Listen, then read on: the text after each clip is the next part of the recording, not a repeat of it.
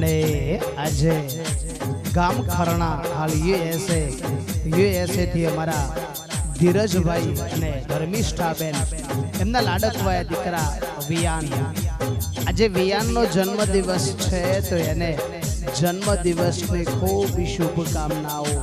માં બ્રહ્માણીમાં ખૂબ સુખી રાખે, તંદુરસ્ત રાખે, જીવનમાં ખૂબ પ્રગતિ કરાવે તેવી માતાજીને પ્રાર્થના. વિયાનનો બર્થડે હોય અને એના માટે એના મમ્મી પપ્પા ગવડાવતા હોય,